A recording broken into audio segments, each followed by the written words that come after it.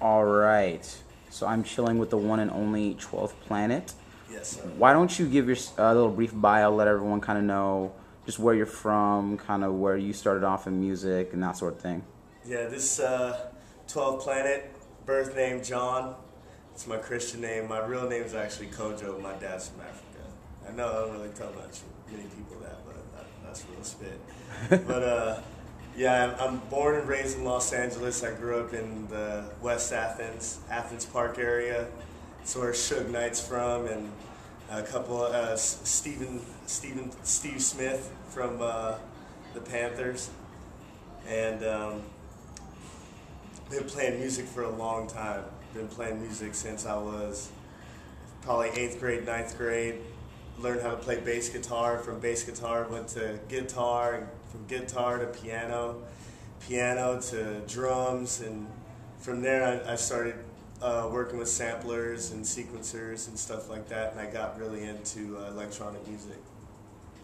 Cool. And so, what would you say influences your music right now? Or describe your music, I guess, first. My music under the moniker 12 Planet is dubstep influenced, or it pretty much is dubstep, or what is dubstep. And how would you, someone who's never ever heard of dubstep, how would you describe that as a genre? It's kind of a new genre for some people. Dubstep is like 140 BPM. So let's say the time signature is 4/4, 4 beats to a measure, and it's at that 4/4, but at 140 BPM, but half time.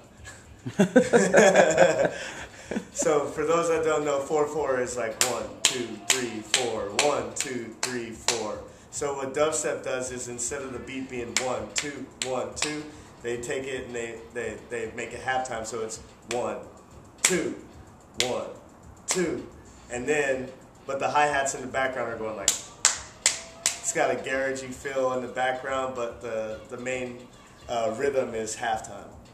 Cool. So if you're in a club and you walk in and there's dubstep on, traditionally, what are you gonna feel as far as, like, compared to something more like, I don't know, compared to house or something like that? Or where would the differences lie, I guess, from a more vibe standpoint than, like... In my opinion, like, house is more 4/4, and it's more hypnotic, more tribal, and you're hearing mostly just, repetition, and you're getting put in this trance kind of thing. With dubstep, it's more about shock value with bass, sonic frequencies, like filling up a room entirely with low-end frequency, and like feeling it more waist down than waist up. Nice, I like that. So how would you describe the scene right now in LA? Is it totally blowing up? Is it still kind of growing? Is it still underground? How do you feel about the dubstep scene right now in LA? Dubstep in Los Angeles it's actually like a white elephant sale kind of thing. Like it kind of stands apart from a lot of different places because here it's very similar to like how it is in England, which is the birthplace of it, where there's nights all the time that are healthy. And when I say healthy, I mean, great attendances, great vibes, and all that kind of stuff. And it's on a regular basis, and it's been accepted by more than just the drum and bass community.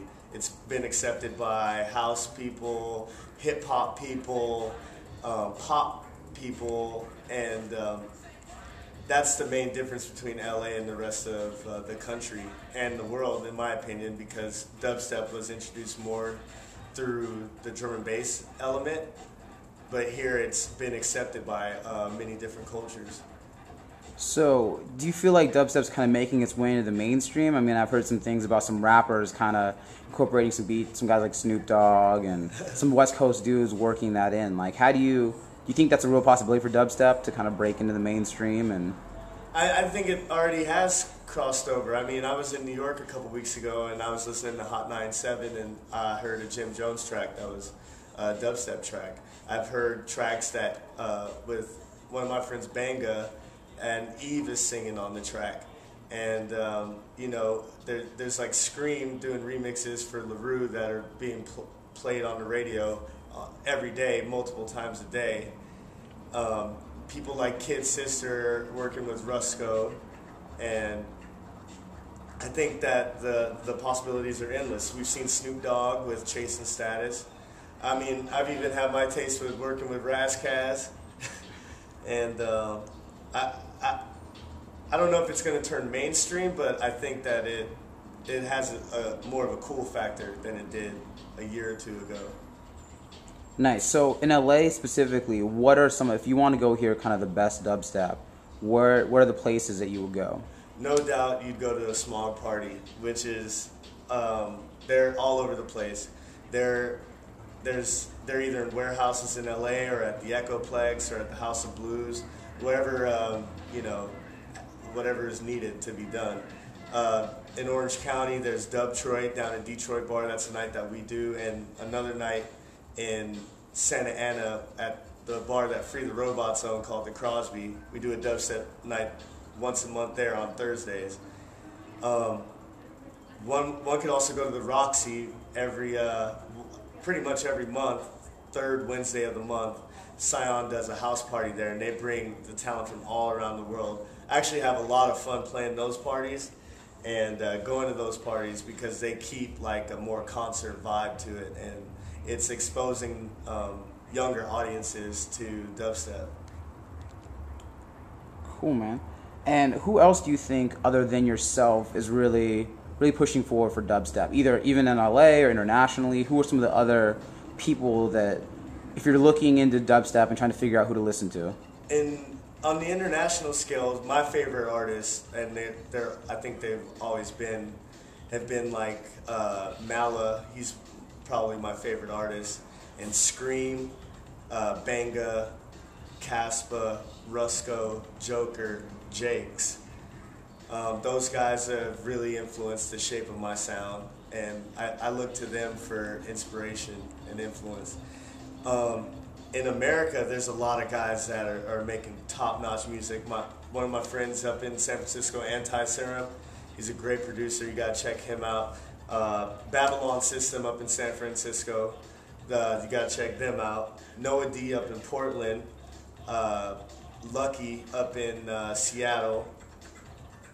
Whew, so many artists. Trouble and Bass over in New York, I can't forget about them. Like, I mean, they make all sorts of different music, and if it weren't for them, I don't think dubstep would be exposed to, like, the bassline, electro, niche crowd.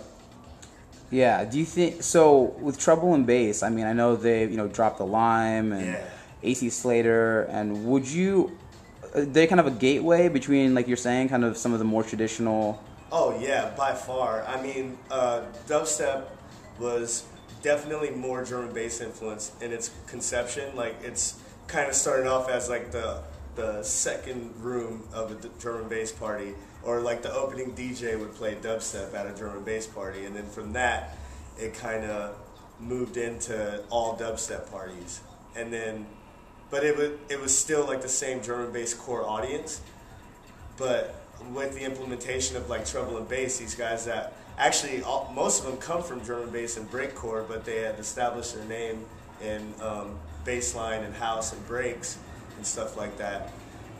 Without them coming to expose that to their crowd and playing dubstep at their nights and showing multi-genre nights, doing drum and bass, dubstep, house, electro, everything under the sun. Without those guys doing it over there, I don't think the movement would be as strong as it is now.